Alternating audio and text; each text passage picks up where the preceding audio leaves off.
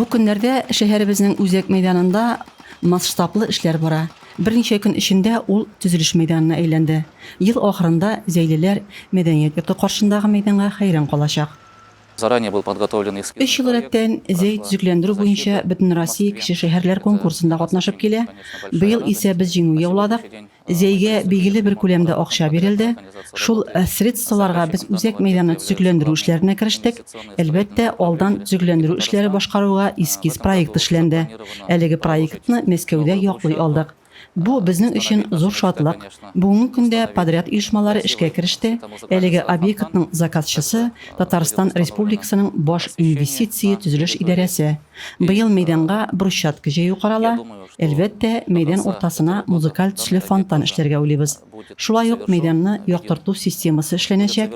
Әлеге эшләрне быел төгәлләү карала. Бүген биредә асфальт катламын демонтажлау, коммуникацияләрне алыштыру буенча эш бара. Брусчатка җәю өчен материал китерелгән, яңа фонтан буласы урын билгеләнгән. Биредә яңа яктырту системасы да эшләнәчәк.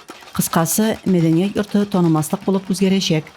Для наших горожан. Шулай итеп, шәһәребезнең Үзәк мәйданы зәйделәр һәм шәһәр кунаклары өчен матур, төзек ял итү урынына әверелер дип уйлыйбыз.